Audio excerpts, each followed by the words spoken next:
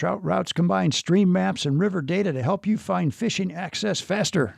Be confident on the water with fishing access points, real-time stream gauges, and public access, now brought to you by Onyx Maps.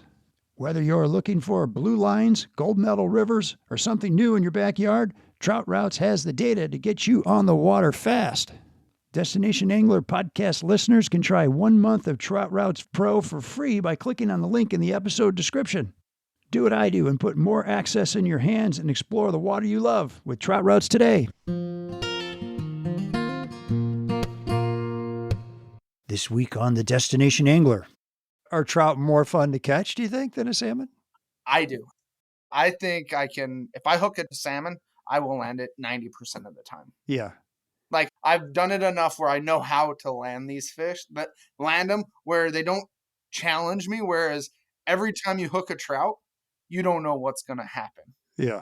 Is he going to come out of the air on you? Is he going to go for the brush? Is he going to sit deep and hold deep on you? So it just depends. And that was Zach Nemelka on why he loves rainbows. Hey, if you like the show, please share it with a buddy. Welcome to the Destination Angler Podcast, the podcast for anglers who travel. And I'm your host, Steve Haigh. We go right to the source, the local guides and experts, to build your knowledge of top fishing locations around North America. It's a big world out there. Now go and fish it. I'm going away for a while, but I'll be back soon. Whoa, whoa, whoa. Hey anglers, welcome back to another episode of the Destination Angler, brought to you by Adams Built Fishing Gear, the trusted source for quality fly fishing gear built to last at an affordable price. By God Fishing, crafting world-class fly fishing adventures specially designed to your level of experience and budget. And by Trout Routes. Coming up on the Destination Angler, we head on over to the technical waters of the Truckee River on the border of Nevada and California for some trophy trout. And be sure to backcast to catch the last episode on the South Fork of the Snake River with Idaho Fish and Game biologist Sage Unsworth for a complete rundown on this world-class fishery. You won't want to miss these shows. And now when you sign up for my newsletter on the Destination Angler website, you get 3 months of Trout Routes free if you're new to Trout Routes. And today our destination is the remote backcountry of Bristol Bay, Alaska, where the bears are fat, the rainbows are wild, and the guides row, cook, clean, and occasionally yank a size 8 hook out of their own finger. Joining me is Zach Nemelka with Hooked on Alaska. Zach grew up in Utah, but has been coming to Alaska since he was 5. And after a stint in college and the passing of his brother, he moved to Alaska to specialize in multi-day backcountry float trips for giant rainbow trout. So what's it like to float 60 miles of wilderness chasing rainbows, dodging 1,000-pound Alaskan brown bears, and enduring the wild weather that makes Alaska, well, Alaska? And why does Zach say this is more than a fly fishing trip, it's living Alaska? Stick around for a too close for comfort bear charge, a 60-day fish, and the tale of Jules, a 28-inch rainbow with a Dalai Lama stuck in his lip. So grab your 8-weight and hang on tight for one wild ride with Zach. Hey folks, man, do we have a great show today. We are headed to Bristol Bay area of Alaska, and our guest is Zach Nemelka with Hooked on Alaska. And man, he is an outfitter that specializes, get this, uncrowded backcountry experiences. And I mean, we're talking backcountry here, folks. So no lodges where he's going. As far as I know, at least he doesn't go to them. And the other thing is he's chasing trophy rainbow trout. You think of Alaska as, you know, a lot of salmon, and it is, but here we got Zach who likes those trophy rainbows more than anything. Welcome to the show, Zach. Hey, thanks for having me on. I'm excited to be here. Yeah, man, that's right. So where are you today? I'm in Anchorage in my house. Just okay.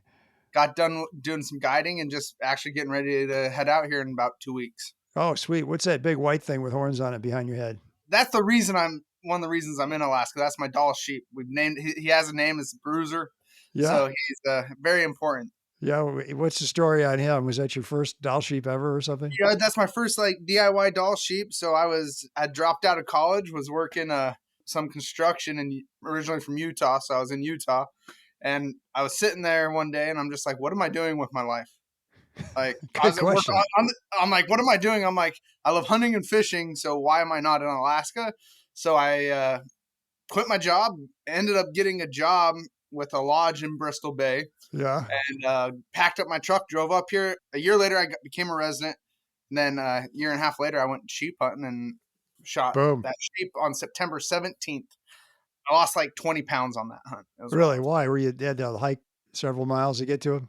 My dad came with me, and we left half of our food at base camp, and we never went back to base camp. So we were sharing one meal between the two of us. So, Really? Did you get back to base camp eventually? I hope you did. well, yeah, after we shot the ram, we got back to base camp, and we have all this food, and we were like, oh, we should have taken this with us. But everything for the experience, everything for the trophy. So, That's really hilarious. Okay, a couple things about Bristol Bay. So tell us where it is. It's a huge area, right? It's a big part of yeah. Alaska. So it's out in southwest Alaska. It's over by the Aleutian chain where that starts down. It's a couple hundred miles here from Anchorage. It's about an hour flight on a 737 on Alaska Airlines from here to King Salmon, which is where I'm out of. But it's a big bay. It has the largest sockeye run in the world. And so the three things it has is it has lots of sockeye, Yeah. big bears, and big trout. And it's all because of those sockeye. Yeah, the sockeye, the trout come in behind the sockeye and eat the eggs. Is that right? Yeah. So they usually will hit. I tell people if I guide a salmon trip around the 4th of July is when they usually hit. Now, could be 10 days late, could be 5 days early. You never know. There's nothing reliable about them, but that's as reliable as I go is 4th of July, and then they hit the river, and then they start laying eggs. And a lot of the rivers I'm on, we're at the headwaters, so it takes them a little bit longer for them to hit. And so there's a couple different river systems. So I was going to ask you because I read that there's huge tides in Bristol Bay, like 30 feet in some areas. I've heard that too. So I don't know much about the salt because I don't mess with salt. You don't go down there. Yeah. I'm like, keep me in the fresh waters where I can, walk and wade. So it's Bristol. Okay, I read Bristol Bay is 250 miles by like 180 miles. I'm not sure how they're measuring that, but Yeah. So that's a huge area. yeah. So like you've got like the Nushagak, which drains into Bristol Bay. You've got the Kwijak, which drains into Bristol Bay, and then you've got the Naknek, drains into Bristol Bay, and then you've got other rivers out over in the Togiak area. That's even more west from where I operate, and they've got like big runs of fish over there as They well. do. Okay. So the big headline here is the sockeye salmon are bringing in these rainbows. But why don't you fish for the salmon? Why just the rainbows? Personal preference. Honestly, I've caught so many salmon in my life now that when I go salmon fishing, I'm going to fill my freezer to feed my family. Okay. Right. Whereas when I go trout fishing, I'm going to catch this trophy animal that then I'm gonna let it go. Whereas like a sockeye, it's to eat. So I don't know. It might be just for me. It's like salmon is eating, or trout is for fun. Okay. Are trout more fun to catch, do you think, than a salmon? I do. This might be a little. I think I can. If I hook a salmon, I will land it 90% of the time. Yeah.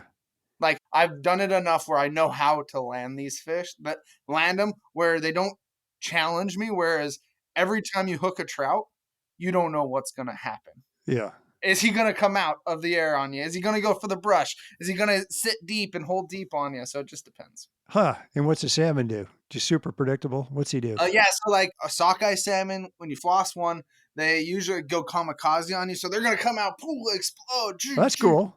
Oh, yeah, it's a lot of fun. If you've never done it, it's worth doing. Yeah. But like once they're through that, then you just reel them in. Like I've got I use like 20-pound test, 25-pound test. You floss them and you do the salmon shuffle. You turn around, I've done it where I literally put it on my shoulder and I walk them onto shore. Oh, really? Yeah. So, but that's like, I'm not using a sporting technique. I'm just trying to harvest. All right. So when you say floss, I mean, some For people might sockeye. not know what you mean. What do you mean when you say floss? So that's basically where you put the line in the sockeye mouth and then you hook them in the mouth. Yeah, you can sit there and draw. They'll just sit there while you do that. They're not. Well, usually you find an area where they're sitting resting when they're running upriver, or you find a spot where they're running up, where it's so swift. They're running up, and you can just kind of put that line on, and you have enough weight that it's in the right zone, and Yeah. it just goes right in their mouth, and then you hook them. What do you have, like a treble hook on the end, or? No treble hooks are allowed in Alaska freshwater. Really? Okay. Yeah, so it's all single hook, and Good so you do answer. single hook, and you catch them that way. If you're in the salt, snagging is allowed, so you can use the treble Okay. in the salt But water. flossing's totally cool if. But you still have to hook them in the mouth, or if you hook them on the fin, you let them go, and then Oh, do you? You got to let them go if you foul hook yes, something? yeah. If you foul hook, you can't keep it. Does So that happen a lot? I assume, yeah. So I don't do this as much anymore now. Yeah. Like if I got buddies with commercial sites now where I'll just ask them to give me some fish from their commercial Is that site. right? Yeah, Dang, or man. buy some from them. That sounds great. I'll be right up. So in your mind, there's no salmon shortage in this world, huh? No, not on sockeye and king salmon. Different story. So, and like there used to be really good runs of king salmon, like where I used to fish where they want to put Pebble Mine. I guided some king trips out there, and this is where they're starting to spawn. But like first time I went down, I remember we saw a couple hundred kings in the river. Last time I went down, I saw 8 fish in the river. And this is a Oh, river, and kings are a fish where you will see them. yeah, they're I big. counted 8 kings in the river. What's up with that? So That's spooky. there's a lot of stuff going on where king salmon unfortunately are struggling because Yeah. those are the ones where they would be fun to catch. So All right. So different salmon species, name them off. Kings, you got cohos. kings, Yeah. you got silver salmon, Yeah. and then you got chum salmon, dog salmon, you got pinks, and then you got the sockeye. Which fight the best and which fight the worst? I think kings fight the best, and I would say pinks fight the worst, but that's just because they're the smallest. Darn it. So I'm going pink salmon fishing in August. just don't use a 9-weight rod. Use like a 7 or an 8, and they're a lot of fun. Like, Are they? and Okay. honestly, any salmon that is fresh is fun. Like Yeah. chums can be a really good fight as well when they're fresh. But as you catch them later on, if They get a they little dead. start coloring up and dying, then they're not as. Folks, I met Zach at the Denver fly fishing show. I guess it was in the winter. And anyway, I was just really intrigued. You can tell he's got a lot of energy, and I think it'd be a lot of fun. Like, I'd love to go on a trip with this guy. And I was really intrigued by this experience he's given people. He's just adamant, we are going into the backcountry. So what is the experience that you're giving people, Zach? Yeah, so basically what I'm doing, I do 5 to 6 day float trips where we get dropped off and we camp and float down rivers.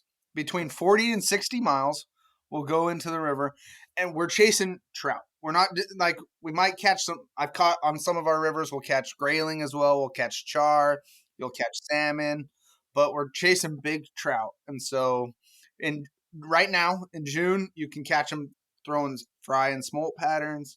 And then, mid-July, you'll throw dries, streamers at them. And then come August, end of July, August, we're throwing beads at these trout. Throwing beads. So those are egg imitations. Egg imitations, yeah. You like beads, huh? I've become a bead junkie, yeah. You're a bead guy.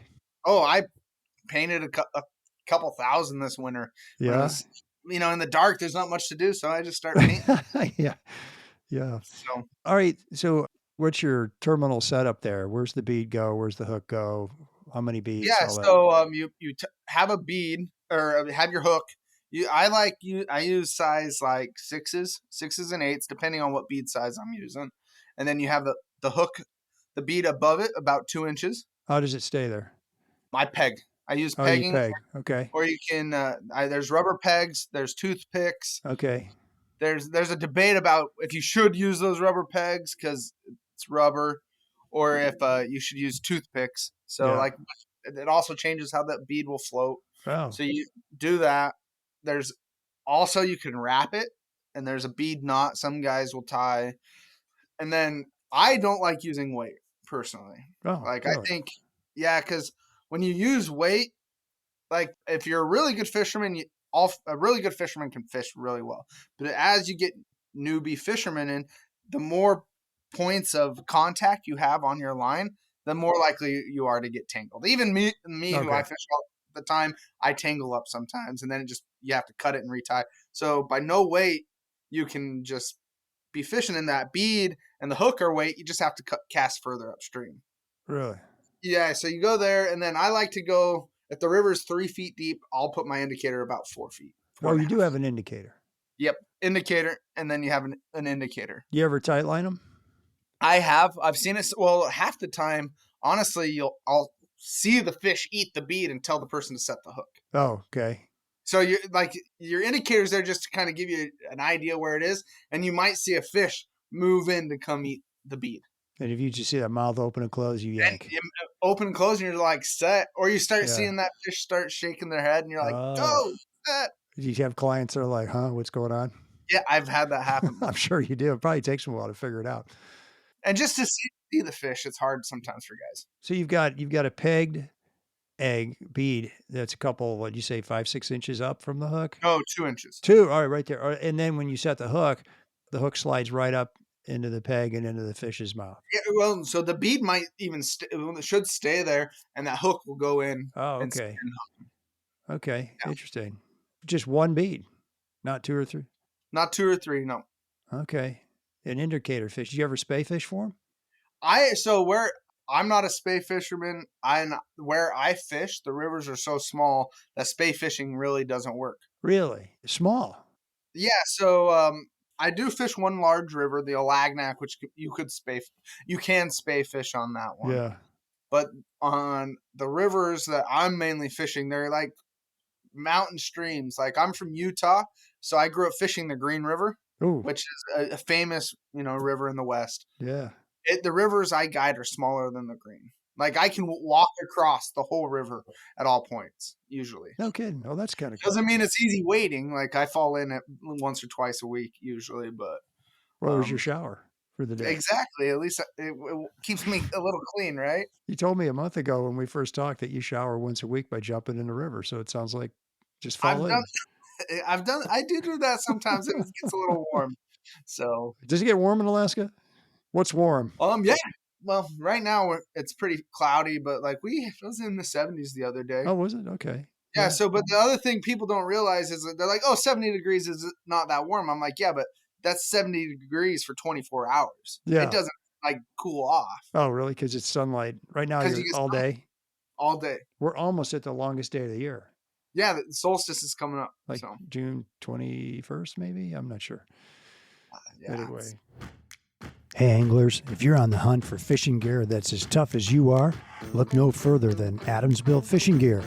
Since 2014, Adams Built has been the go-to choice for anglers who demand quality without breaking the bank.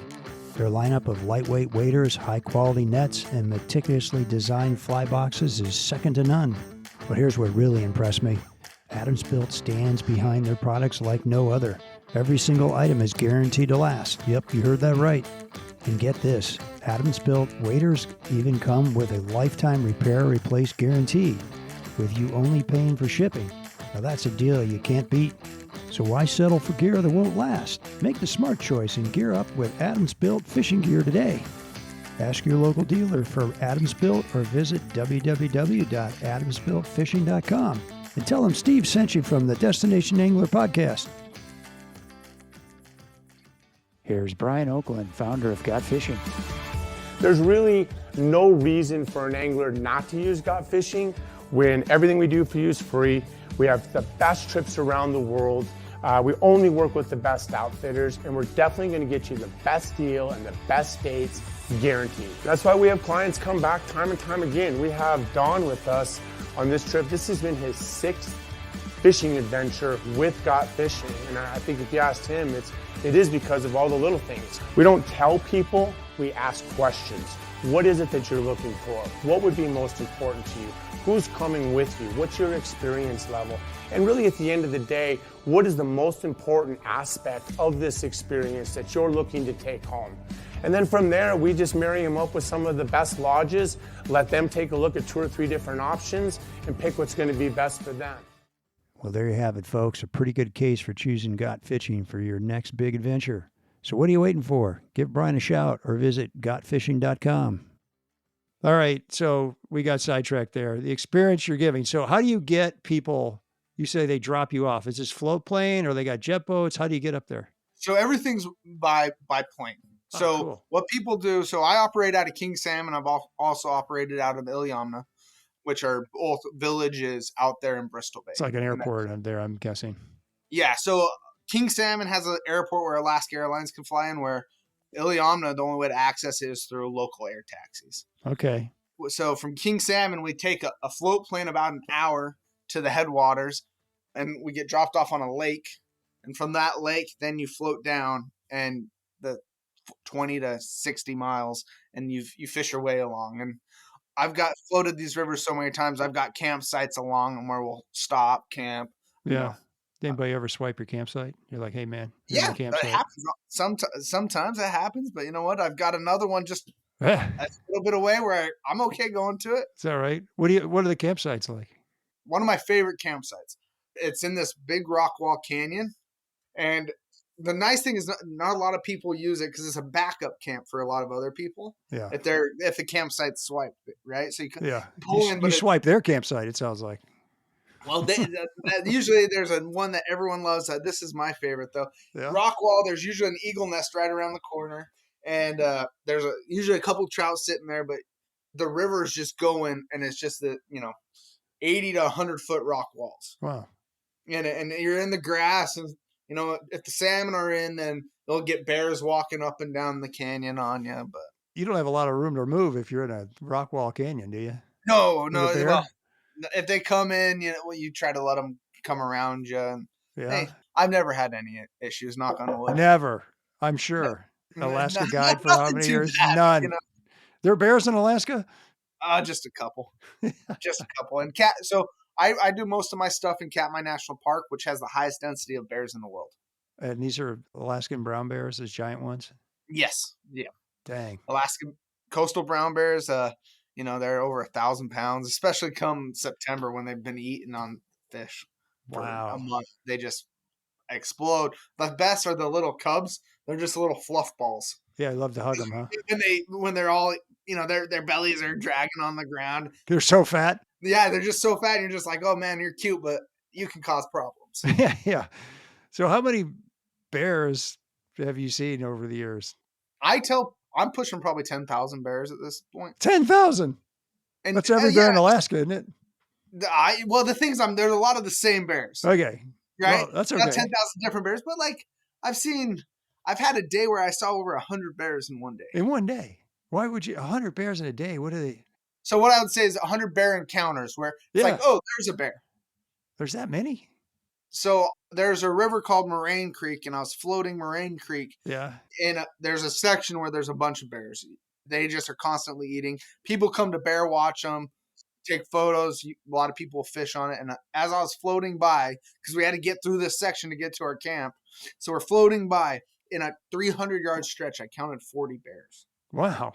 Like, I've been doing this a long time, and my guide who was working for me, he'd been guiding up here for 16 to 20 years. It was one of the coolest experiences either of us have ever had with bears. Even that was cool for you, and you see them all Yeah, the like time. it was. I told the people on the trip, I'm like, this is one of the coolest bear just experiences you'll ever see. What's like a really dumb thing to do around a bear? Walk towards it, try Yeah. to touch it. Don't touch it. Leave them alone. Just give them their distance. Yeah. Like, and also I just like make like fishing around them, trying to annoy them. Well, how I treat bears is they're a fisherman just like me. So if they're in a fishing hole, I know guys who will try to run them out, and I'm like, dude, they got there first, just like any other fisherman. You don't go push another fisherman Run a out. bear out. But eventually he'll move on, and you just wait off to the side. He'll move on, and you can go in and fish. Do they put the fish down, or are they like a canoe, like in a populated area? That's one of the cool thing about trout in Alaska is come fall, they are not super spooky. Because you've got bears in the water constantly, you've got birds in the water, and you've got maybe 250,000 fish, sockeye salmon in the river laying eggs, where those fish are aggressive and are chasing those eggs, and they're really wanting to eat. So the fish aren't spooky because of that. Because they have bears walk, so they'll move off and then they'll come right back. What, the fish will? The bear walks in the water, the fish move away, and they come right back, and they start eating again. Yep. If I walk through, I'll walk through, and they'll come right back. Give them a minute. Are they leader shy? They can be if they've been fished at a bunch. Okay. I've had it where fish they get leader shy, but I try to go places where they're not as leader shy. Ah, So if I can help it, all right. So I'll keep jumping around here because I want to hear some more bear stories. But back to the camps. All right. So you're floating X number of miles a day. You're getting out and walking and waiting a lot. Or you fishing from the So boat? we use the rafts to go to our holes. Okay. And so we'll use the raft, move down the hole, and then we fish that spot. You try to catch 3 to 5 fish, and then you go to the next hole, and go to the next hole and go to the next hole, And some days, like the best day I ever had, worst thing to ever tell anyone is the best day you ever had. Except now on my podcast. Go ahead and tell it. So best day we ever had. I have this guy. He's fishing with me. Him and his son double up, and we're in this one hole. It was wild. He keeps working his way down, and his son's all the way up. They're about 60 yards apart. So I go up. I net his son's fish, 26-inch rainbow. Unhook it, let it go. Wow. He's hooked up. I run down there, net it, 26-inch rainbow. 2? What? That day he landed 60 fish over 26 inches. Really? Yes. But I got so tired because they were fishing so far apart that I was running back and forth that after the son had landed 8 to 10 fish, he's like, oh, I'm done. And this is just one hole. He's like, I'm done. But the dad kept fishing, and he probably landed 20, 25 fish in that one hole. In that one hole? And I was running up and down the bank between them, netting fish. And I just remember being like, dude, I need a break. Yeah. And the dad was in the middle of the river hooked up on a fish. And I'm like, oh, crap. So I go wading out to net it. And then he ended up walking all the way to the next hole. Dude, he was just give me the net. I'm okay. I can net my own fish. They could. Well, you think so. But then, when you hook, it's crazy. You never know how big the fish is. Yeah. And then it's like, it's nice having someone to net it. That's right. So I feel like most fish are lost when you're trying to net them. I don't know. What do you think? Yes, no. I think most fish are lost in the first 5 seconds. Ah, okay. It's true. Because what happens is, especially on a bead setup, it's very important how you set the hook and how you fight that fish. Because that fish is going to take your line in that first 5 seconds to where you're trying to catch back up. Yeah. And if you're trying to catch, if that fish gets further than 15 yards, he's got the advantage on you, especially a big fish. Anything over 24 inches. And he's got the advantage because he's out in the current or what? He's out in the current, or he's going to get a point where there's slack in the line. Yeah. And when that slack is in the line, he has to just shake the right way, and that hook's going to pop out. You're barbless up there? So you don't have to fish barbless. I'm back and forth. Okay. So I'll do it there's no regulation against it. So. Well, the guy that caught 65 fish in a day, it'd be nice to have barbless with that guy. That's eventually. So on a day like that, Yeah. I will debarb my hooks. Right. Because the other thing is I've had to pull hooks through my fingers before. Oh, nice. Because it was a lot of fun, and that's nice. But it was barbed, so I had to pull it all the way through. Oh, I've done that once, man. That's not fun. And your skin is tough. It's way tougher than you think. It's hard to push that hook through your skin. Your skin pops up like a tent. It's like, why isn't this going through? So I actually tried to do the trick to pull it out. Oh, that's kills. Did you try that? Oh, well, I didn't. I had the guy who hooked me. So I tied on a hook for him. He went to go, and I hadn't let go, and he hooked me, right? Oh. And I was like, God dang it. And I said some choice words. And then I was like, I'm not mad. We'll get this. And so I have a hook remover kit. And I do it because if someone hooks me, then they don't have to hold on to pliers, right? Yeah. So I wrap it around. I'm like, okay, I'm going to push down. I'm going to close my eyes, and you need to yank it. Because if I'm looking at it, I'm going to flinch. I'm going to do something. So I close my eyes, and I'm pushing down, and he yanks it. And it was an Umpqua hook. I will not buy Umpqua hooks for this reason. Too darn sharp. Well, no, the hook went like this. It became a Y. And it punctured through the other side of my finger. What? Yeah.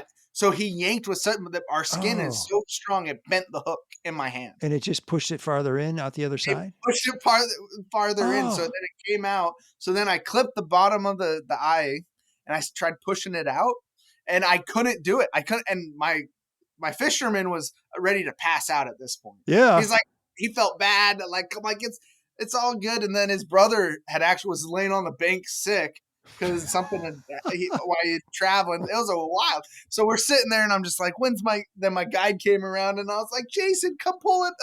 He's like, what's wrong? I'm like, I need you to pull a hook out. And so I just looked the other way and he just pulled it out. He did pull it out, didn't it? Oh, yeah, I no think problem. that barb would just rip the heck out of your hand. I had a big hole in my hand for about Yeah. 2 weeks. So does the hook pulling kit come with a bottle of whiskey? No, but it should. And It like should. a piece of bark you bite on and like some video from Gettysburg, 1864, get my arm sawn off or something? All I gotta say is I'm very glad I'm using 8s and 6s rather than those big treble hooks they use on the saltwater. I'm Oh my like, at gosh. least it's a small hook. Yeah. So that guy that hooked you was a friend or a customer? He was a fish client of Oh, he mine. was a client. Still a client? He's come with me now 5 years in a row. Okay. You don't mind getting hooked then. He's hooked on Alaska. So. Okay. Oh, I gotcha. That's a good one. All right. So your camps, where you got queen and king size beds and So I've got 6-man tents, okay. and then it's 2 fishermen per tent. And then Wow. so in the tent you've got a lot of space. I've got cots and pads. I ask everyone, the 2 things that everyone brings is their own sleeping bag and their own waders. Yeah. Everything else I've got the rods, reels, flies, beads, hooks, weights, all that, leader, Yeah. tippet. Because most people who come with me a lot of them have come from the West, and they're using 4, 5, maybe a 6 weight. Right. That's not good enough. When they're fishing with me, I ask them to use a 7 or an 8. Okay. Very good. Because what I tell people is when you go out, if you're going out hunting for bear, you don't carry a 22. Yeah. For bear defense. You're carrying, a 44 mag, a 375 H&H. You're carrying an elephant gun. And so for fishing, it's the same concept. It's like, yeah, we can land fish on a 6 weight. But what happens when you hook that 15-pound fish? You need that extra backbone in your rod to turn that fish in that one moment, because it might come down to one moment to land that fish.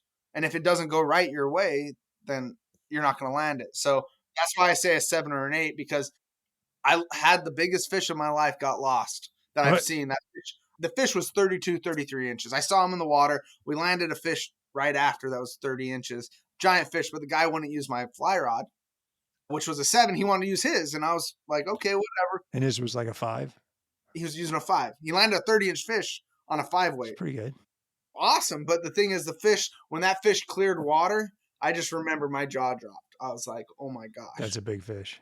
And then he lost it seconds later because the fish was like a mile away. Yeah. You can't. But then he landed a 30-inch next cast. All right. So back to what we were talking about a minute ago. These fish get away like in the first 5 seconds. And what happens there? They just bolt into the deep water and they're gone?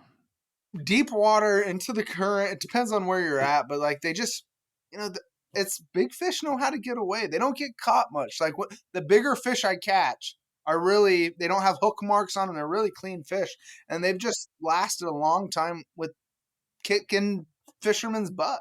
Yeah. And so because of that, we need to be prepared to turn them. And so when that fish is going, it's like, yeah, you can let that fish run, but I've never had a guy bring a fish back. No kidding. You need to chase it. So to keep that distance, chase it, which that's fun. I've had where we get wet because you cross the rivers, you do whatever you need to do to land that fish. But wow, that's cool. So you chase it. You want to keep close to them and keep them. So you can keep that tension. Keep that tension. Okay. So the distance puts slack in the line eventually. It's going to. That's what I think. Because when you're close, you can control them better. When they're further, if you turn them right, let's say, and he's 50 yards out there, that's going to take a lot longer to turn him, right? Yeah. So just when they're closer, you can have a little more control. What if they're going downstream of you? What do you do? I'll have guys, like, depending on where the water, if we're on the right side, I'll try to turn them into the bank and push. Because if you can turn them in the bank, they're either going to keep going and then it's a race to get down there, or you can just kind of force them to come back up, get them into the trees, come up, or bank, come up into shallow water, and then you can reel down on them and walk down a little bit on them. But does that always happen? Like, I can tell people what to do. I tell my fishermen this. It's like, I'll tell you what to do, and then I will tell you to break the rule that I just told you not to do in the moment, because that's what the moment called for. Yeah. They're going, hoggity, hoggity, hoggity. What's going on? Yeah. So it's like, I just... So you do coach them through it. You read the moment. Are rod angles important on these big fish? I think so. I think it's because it's more of where that hook is into the fish. Yeah. Right. So like, I'm not thinking about like rod angle. I'm like, okay, I hooked the fish on the right side of his mouth.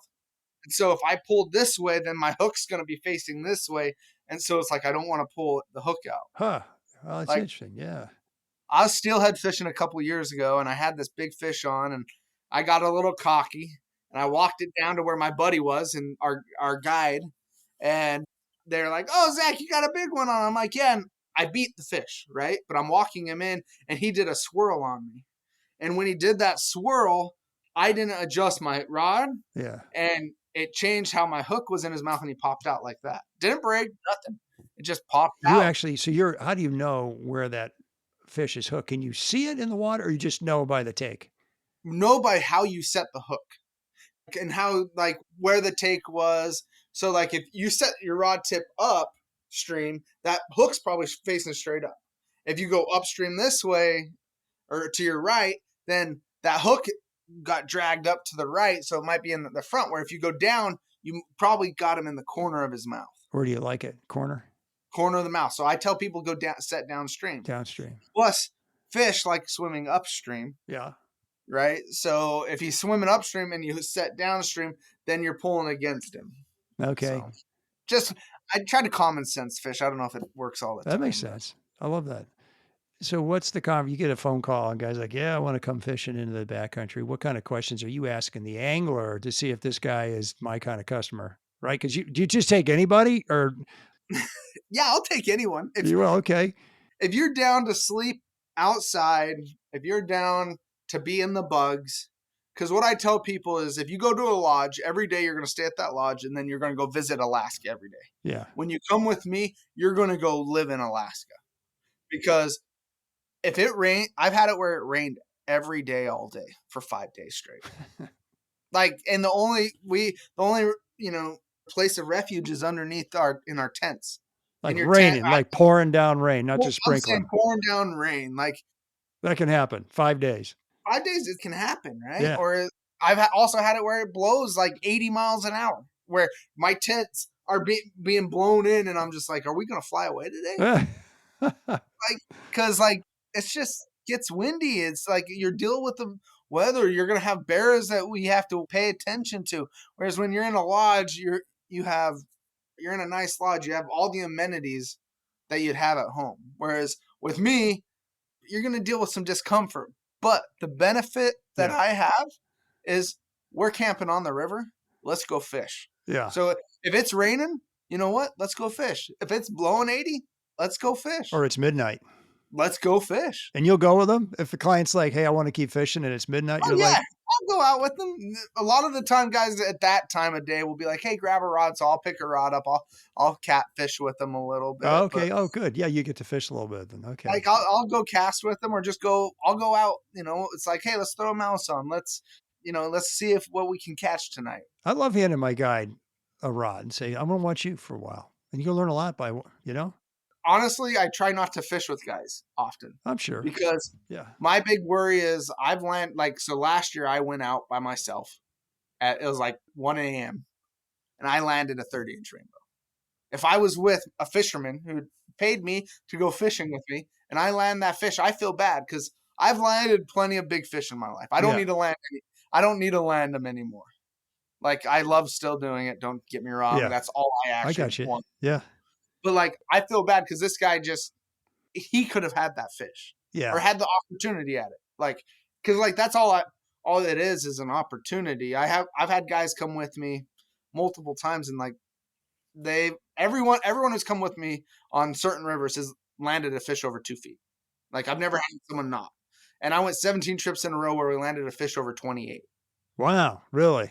Yeah. And my largest fish is 30 and a half by 19 and a half, about 13 to 15 pound fish. 19 and a half is the girth? Girth, yeah. Oh, so you got a little, yeah. I have a tape measure. I'll tape around them.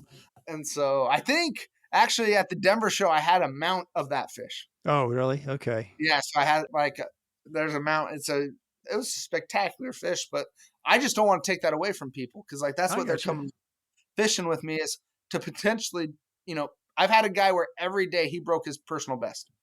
Each day got a better one. day 1, he landed his personal best ever. Yeah. Day 2, he beat it. Day 3, he beat it. Day 4, he beat it. And day 5, he beat it. He just got So better and better. better and better. And like, Yeah. I think his biggest was like 27 and a half. Wow. That's amazing. How about So that? So a 27 and a half, like a 28-inch rainbow. What's the fight like with one of those guys? it can be wild. You're on pins and needles because like you don't know what's gonna happen. I named this fish. So this fish was 28 plus, right?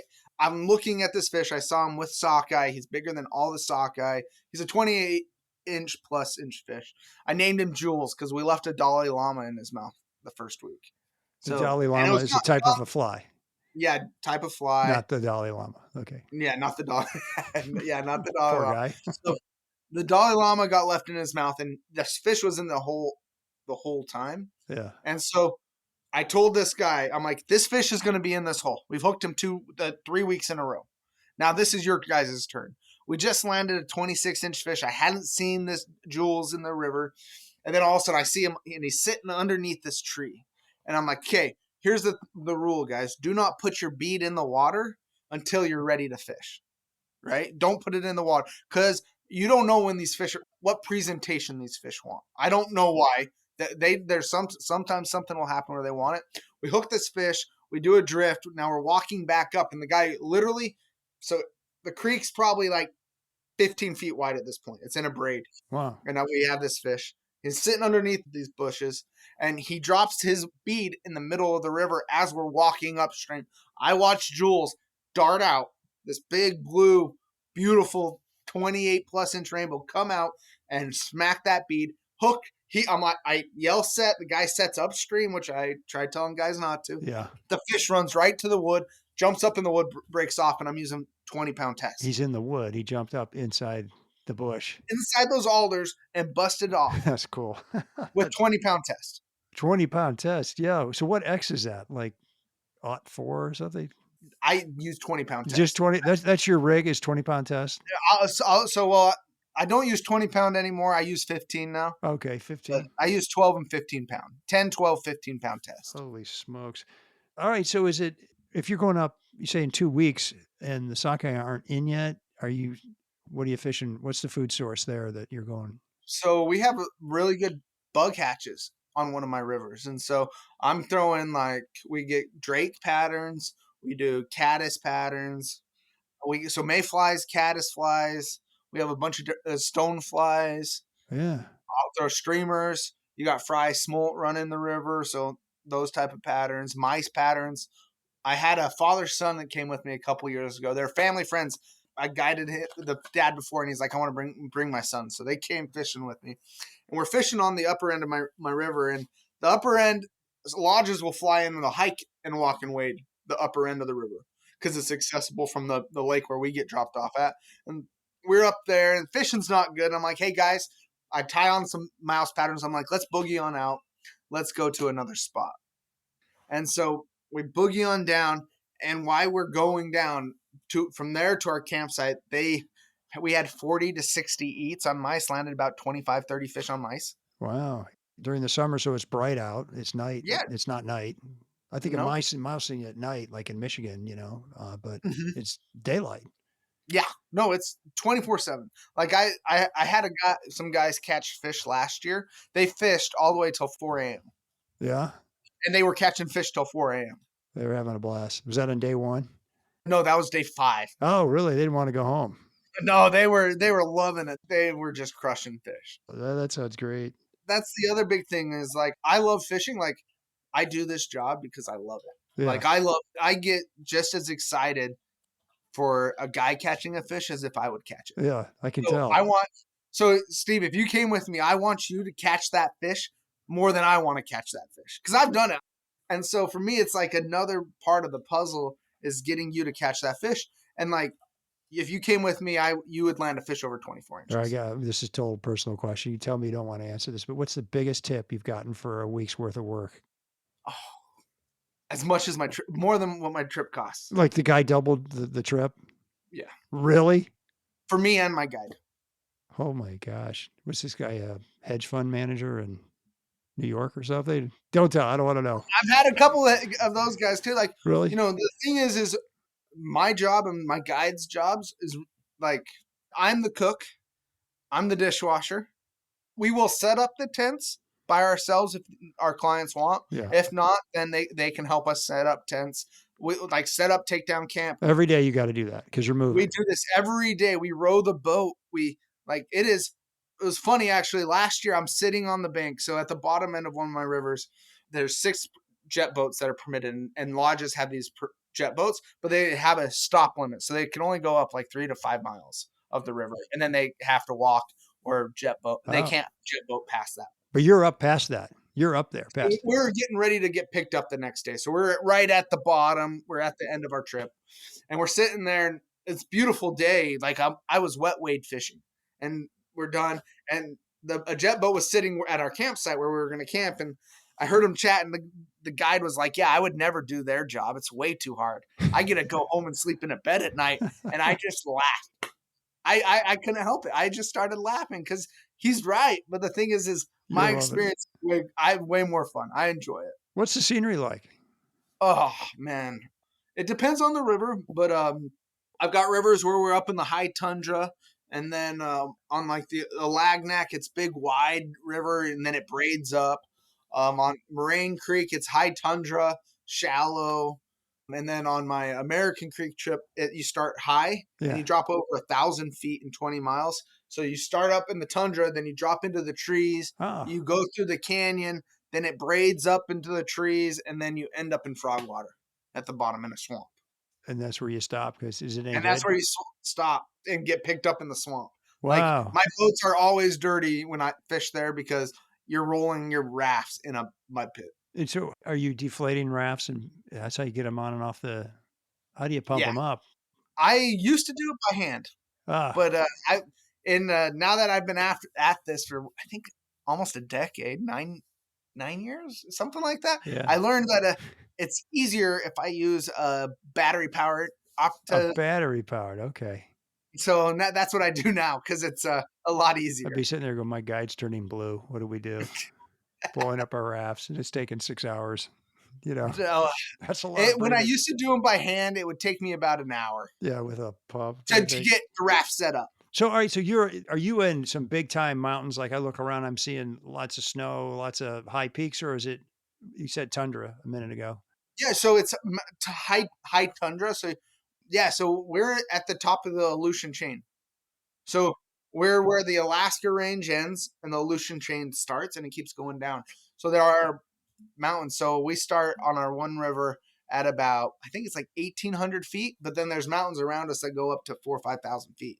Oh, cool. And then we end at, I think it's like 300 feet. So we drop from 18 to 300 over 45 miles. How big of a problem? I mean, we've talked a lot about bears, but really, how big of a problem are they? You've seen a lot of bears. I mean, is it free clients out? Yeah. So from the first 3 years I guided up in Alaska, I didn't carry a gun. I just carried bear spray. Yeah. And so now, like, I carry a gun because it makes people around me more comfortable. But there's no need with the bears where I'm at. There's no need for a gun. Bear spray can do everything. There is a kicker, is if the bear wants to kill you, you need a gun. Yeah. But most of the time, bears are not trying to kill you. Bear spray will work. It's just on the off chance, which it happens. Like, guys get eaten by bears every year in Alaska. And so, like, on the off chance that bear is trying to kill you, you do need a gun. And you've been bear hunting too, right? Yeah, so I'm actually I guide hunts for bears. You do. So these great big Alaskan brown bears. Yeah, so I guide in that same region just north of there. Wow. For bears as well. But I work for someone else doing that. It was a way for me to spend more time out in the woods. All right. You told me some stories about you almost ended up with a bear in your boat, a sow cub charging you.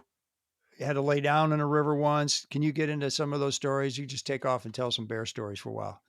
Oh, okay. So I was floating down the river. Like, this river isn't wide, as I said. Like, the rivers I guide aren't wide. So I don't know. It's like 20 yards wide. Wow. Right. And at this point in the river, you have to get out and pull your raft over. Like, You can't, like, it gets shallow out. It braids up a little bit, so most of the water goes one way, but it's blocked off by this big tree. So it shallows out. You have to get out and pull your raft over. The salmon had just hit the river, so they're not easy to catch. So my fishermen have a fish on, like a little dinky 8-inch fish. And they're messing around with this fish, and I'm getting ready. I stand up, and I get ready to jump out of the boat, right? Because we're bouncing on rocks. And I look up, and about 15, 20 yards away, I see this little fluff ball. And immediately in my head, I'm like, crap. And all of a sudden, Mom walks out. Like, and this is all happening in seconds. And like, you're heading towards them. Well, no, we're going sideways downriver, but Okay. we're bouncing now, right? And so I'm standing up with the oars. And so I just start. Well, what happens is Mom looks at Cub, Mom looks at us, and then Mom charges. Charged. Yeah, she charges. She's full out, ears back coming, and I thought we were going to have a bear in the boat. Like, I thought it flashed before my eyes, news heading, 3 people mauled in Katmai National Park, and I'm just like, and there was no way for us to avoid this because we're in our raft, right? Yeah, floating down the river, and they're just there. And so she comes. I just start screaming bloody murder. Wow. I'm just yelling, "Hey, bear!" And I'm standing up. So I'm 6 feet tall. So I'm already up big. We're this big raft. I just start splashing. Oh. And what's crazy, though, is so all this is happening in seconds. My fishermen, when they look up, that bear stopped where they could have touched it with their fly rod. Holy smokes. Really? And then stopped. she stopped, went back. And then at this point, I had grabbed a rock with my right oar. I still remember this. And I just pulled with everything I had. And I was able to swing the boat into deeper water. Yeah. And every trip that year, I got stuck at this spot other than this time. Yeah. I thought, like, that's what was Adrenaline. like. I was like, for some reason, the water kept pushing us. And I swung us in. We went down. And we floated by. And then she bluff charged us again. Again? So then so she had 2 cubs, and they were running up the hill at this point, and she's trying to defend her cubs. Oh my god! And so she made herself really big, and she's snapping her teeth at us, and we float by. Wow! We went down around the corner, like we only went 20 yards around the corner, and now on the other side of the river, bears are gone. I pulled over, I pulled the raft up, I laid down in the water, and I'm just like, guys, I just need a break.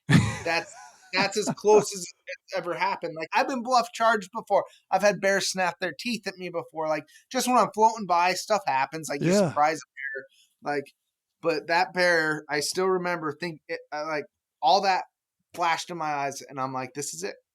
This is my career. My career's over because of this. Because, like, it just. There is a God.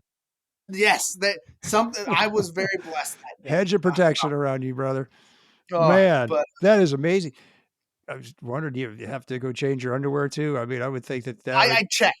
My fisherman. What's crazy though, so all this happened and I saw this, but when I talked to the guys fishing, they didn't see all this happen. Oh, they were concentrating.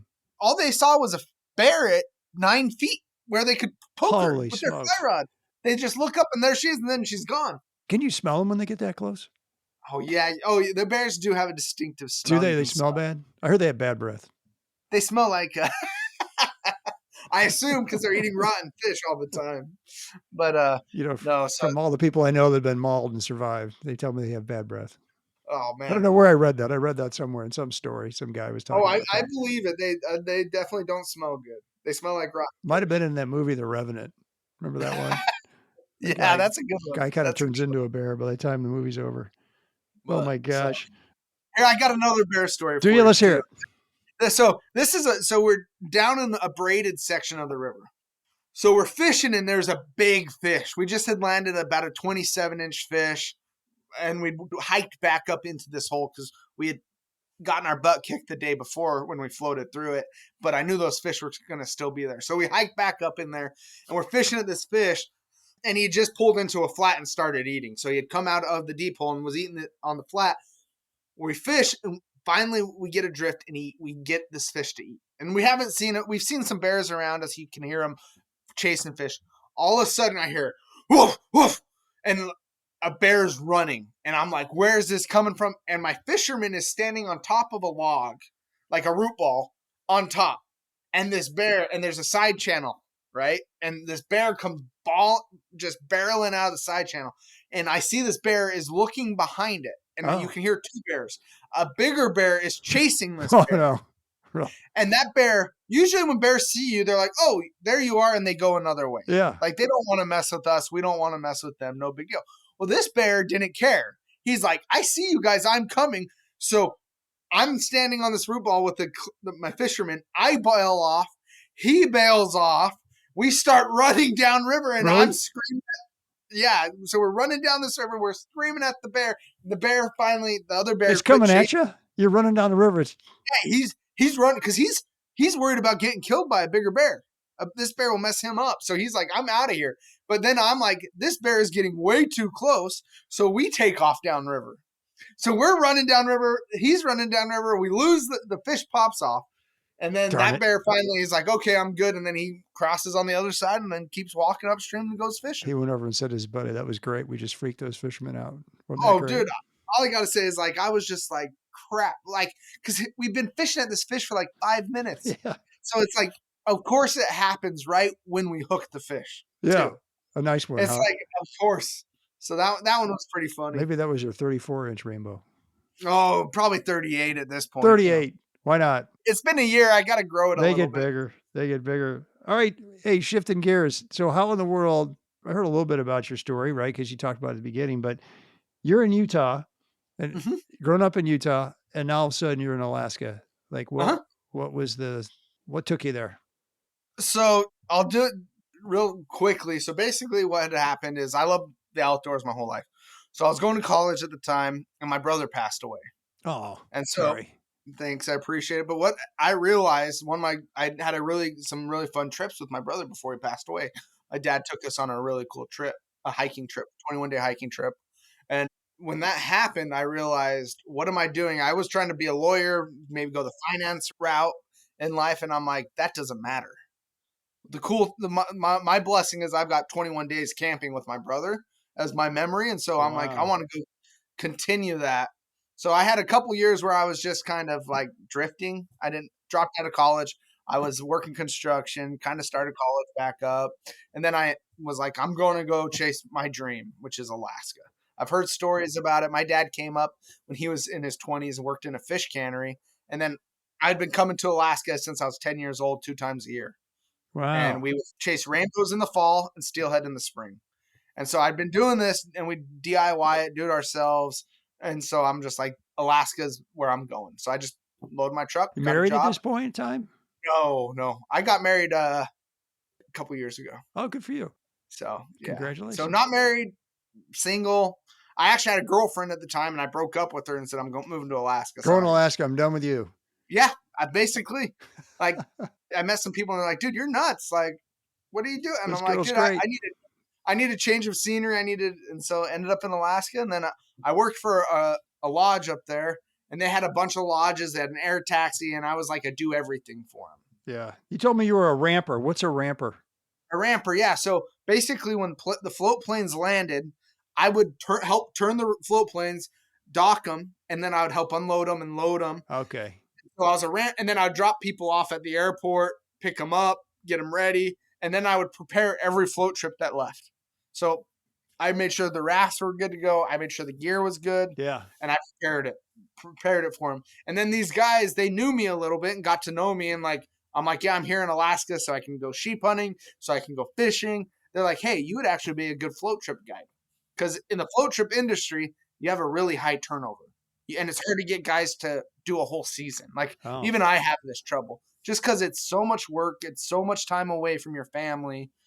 And most of the professional fly fishing guides will go work at a lodge because it's easier and you can make better money. Right. Because the season for lodges is longer than for the float trips. Why is that? Weather gets way too cold. Way too cold. Okay. September is just rough. It can get really rough in September. Yeah. Huh. So it's better it's way more comfortable. Like you can do stuff in September. It's just guys don't want to do it. I don't want to do it. Like I get burned out. I'm ready to do other stuff. So your brother had his older brother or younger brother? Younger brother. My brother was 19 when he passed away. He was? I was 20. I was 22. That's neat. You got to spend 3 days with him. That's 21 days. Yeah, we hiked over 255 miles. So really. Oh, you were yeah, hiking. Was it a hunting trip? it was a hunting trip. Yeah. Oh, very good. So we did it was a really cool experience. And like for me, it's like then one of the reasons I became a guide. So I started working for these guys and I realized I can make a career at guiding. Yeah. Like I didn't know that it was possible. Like because all the guides I'd ever been with, they were part timers doing a couple other things, and I was like, I can actually make a career at this, and I wanted to give people the same type of experience I had, where one day when they're old, sitting next to their family, they could be like, "Remember that one time we were in Alaska and we caught that fish together? Yeah. That was cool." Because I had a guide on that trip, and he made that experience for me. Yeah. Exactly. For our family, not just me, for my dad, my sister, my brother. And so I wanted to be like him.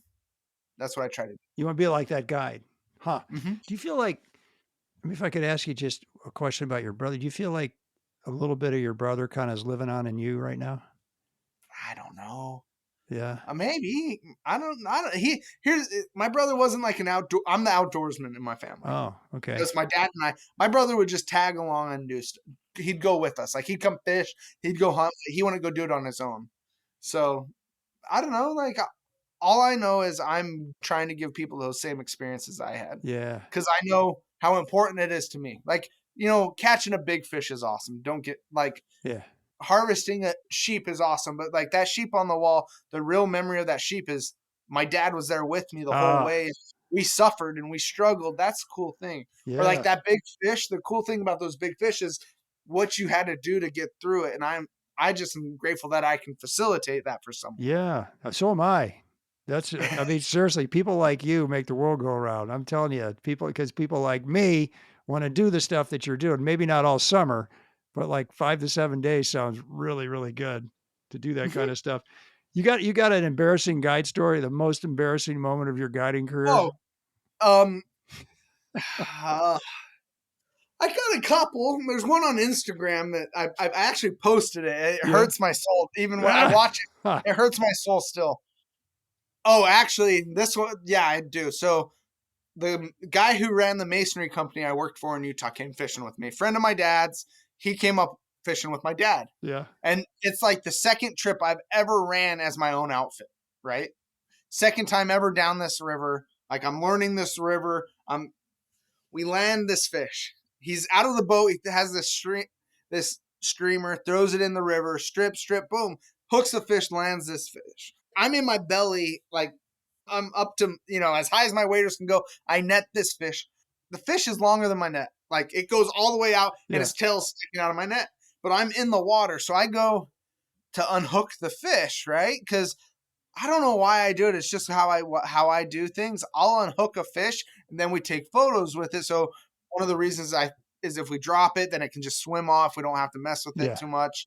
Like that's why I do it. Like other people do different things. Anyways, as I go to unhook it, I'm unhooking the fish. And when I do, I lift his head up just enough where he hits the net. And this is a 10+ pound trout. Yeah. Huge. He pushes that net down on me and then he hits it with his tail and he launches himself out of the net. Oh no. Lost it. And this is the largest fish this guy's caught on the trip. No Thankfully, picture. Oh. No, he landed the fish, and he said, I was talking to him this year, actually. He said, yeah, Zach, I'm glad we didn't land that fish because now every time I see you, I got a reason to, to razz you.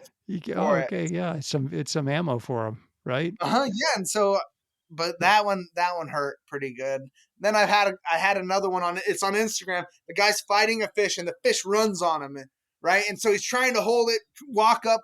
And I'm in the water trying, and I'm like, we almost had it netted, and then he made a run. So I'm in the water. I'm like, should I try to net this one? Now this is where like being a guide to netting, I'm netting the fish before he's really ready to be netted. Yeah, because you want to get him in. Like, I'm just like going for it, and the fish was ready, and I reach, the fish turned, and I'm like, I think I can still get him, and I reached, and I touched the line, and the line snapped on me.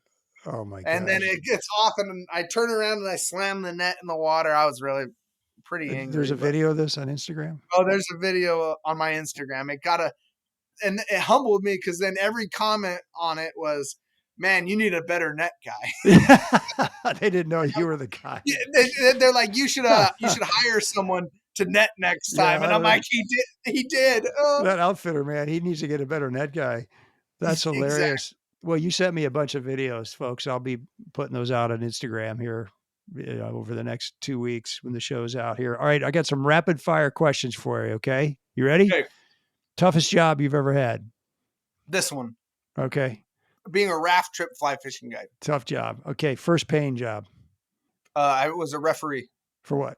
in high school For what? for football, basketball, and baseball. All three? I did all three. That was the first one I did. That's a special First job guy. You get yelled at by fans? Did you? Oh, I did. I remember. I think I cried once. The guy they got mad at me so much. I made a lot. I was a 16-year-old kid. I made a lot of mistakes. Yeah. Yeah. Well, you got to start somewhere. Exactly. When I'm not fishing, you'll find me Hunting. Who's the most meaningful person in your life? You better say your wife. She's not here right now. But she might listen. Yeah, well, we just had a baby, and so my wife and my daughter. Oh, super cool. Congratulations. Boy or girl? It's a girl. Good for you. How about that? Best day of your life? The day I got married. Good answer. But besides that one, honestly, the day I was able to harvest the bruiser, the doll sheep behind me, it was, there's a lot that it goes into it that's hunting, but it's like, it was a challenge an accomplishment that it took me multiple years to do. Yeah. So it's a toss up, marriage or doll sheep hunting. Yeah. She knows this too. Yeah. So. I interviewed a guy, Hagen Wan. He was on the Cumberland River in Tennessee. There was a tailwater there that people don't know about. And he was telling me about his best rainbow ever. Is a giant rainbow. Caught it on a cicada. I said, man, that must have been up there with getting married, going to college, having kids. He said, no way, man. It was way better than that. Yeah, no, that it's a toss up. My marriage is still pretty recent, so like you haven't screwed it up yet, huh? Still be. Well, that's good. One surprising item you keep in your pack while you're fishing. One surprising item. Yeah, like mine. I got a stomach pump, and I don't think I've ever used it. I always forget, and it's probably not good for the fish, so it's probably a good thing. Honestly, I would say I'm pretty basic. I don't have anything unique. You got a pistol with you, don't you? Yeah, but like half the time it's in my dry box. Oh. I try not to carry a pack. Okay. I miss the old days where you had a Sims coat with all the pockets. Yeah, and all my stuff. that's all you need. Probably, yeah. So Going light. My cell phone. Favorite stream side snack? Oh, chocolate covered almonds. Ooh, yeah. Like on the river, they just hit. You prefer streamers or dry flies? Dries all day. Do you? Okay. Any music get you pumped up for a day of fishing? Oh yeah. Like Bob Seger. Bob Seger. Oh yeah. Really, man? You're not old enough to listen to. He's an old man now. You know that, don't you? Oh, I actually did see him in concert. He was awesome. I did too, 1977 or something. I saw him a little sooner than that. He had long hair, and a lot of people were smoking pot. I don't know. Let's put it that way. Best decision you've ever made? Move to Alaska. There you go. Best piece of advice you've ever gotten? Probably that. Well, it's a marriage advice. Is that it's me and my wife against the world, not me versus my wife. Oh, you're a team. Yes. What is your dream fishing trip? Oh, you put me on the spot on that one. Come on, it's got to be like Seychelles or something, isn't it? Yeah, well, that's up there, but Timon probably, I think. Timon, okay, Mongolia. Timon or Serum Browns probably. You're only probably like 10-hour flight from Ulaanbaatar. But the problem is our seasons are the same time. That's my problem is seasons are the same time. Dang. With a bunch of stuff. What's the food like on your, like, what are you guys eating for dinner? What are you having for shore lunches? So I do spot prawn Alfredo the first night. So there's a guy who sells spot prawns here. So they're shrimp from Alaska. And you can eat them raw. Right when you catch them, you can eat them immediately. So I buy a bunch of those. I freeze them, put them in some Alfredo sauce. So that when first day, it's super simple. It's frozen solid. I heat it up. Dude, that sounds good. Day one. I do halibut, salmon, and then usually like New York strips or ribeyes. Oh, you must have a gear boat. Nope. You guys pack all that in with your clients' boats and everything? Really? Yeah. It gets a little tight, but You're only taking 4 clients at a time. Is that right? Yeah, so I max out most of the time at 4 people, just because on most rivers, if you have more than that, and you're fishing together, it's too crowded. Like there's not enough water, there's not enough space. Yeah. There are a couple times where I'll go 6, if I'm willing to do it, but I try not to, because in the end, as I was saying, this is about creating good memories, a good experience. Yeah. So the goal is not to Better experience. get everything and just come back. Okay. And what are you guys having midday for shore lunch? What are you eating? So I do a wrap. I make really good breakfast, really good dinner. Lunch is the most basic thing in the world because let's be real, we're out there to fish. Yeah. So I do wraps with cheese, a meat, mayo, hot sauce. That's kind of it. Choke it down. Get back to fishing. Go. And then I got a bunch of snacks, so we're snacking all day long. But yeah, that's kind of. Yeah. Do you guys bring any beer or wine or anything? So I don't provide that, Yeah. but there's a place you can buy it and in King Salmon. Okay. And then put it on. So how about that? Man, sounds like a great experience. Zach, I hope I can get up there and fish with you someday. Hey, I'd love to get you up there and get you into a big trout. I would love that. Man, thanks for being on the show. It's great to have you. No problem. How can people get in touch with you? I've got an Instagram site. I've got a website, hookedonalaska.net, or my Instagram's hookedonalaska. And then they can email me at hookedonak@gmail.com or give me a phone call. Okay. You still got any room this summer? I got a couple single spots. Do you? Okay. So there's hope. End of August, I got one spot. Okay. August 26th to the 30th. The fish are the biggest they're going to be, and it's an awesome time. Last year, we landed a couple 12-pound fish. I'm thinking, how big is that? 25 plus inches? Yeah. Probably. Basically. That sounds great. 27-ish. 28-ish. Folks, thank you for listening to another episode of the Destination Angler. We'll post all Zach's contact info out on our Destination Angler website. And Zach sent me a bunch of really amazing pictures of the scenery, some big fish, a bunch of videos. I haven't looked at them all yet, but a couple, they look pretty good. So I'll put those out on Facebook and my Instagram site. You can DM me or email me with comments and suggestions at shaig@destinationanglerpodcast.com. Hey, if you like the show, would you please share it with a buddy? I would really appreciate that. As always, our music is by Brothers Fountain. Hope you enjoyed the show, and we'll see you again soon. Tight lines, everybody. Well, I'll go from the land to the shining sea. But I know there's more to life than what the eye can see.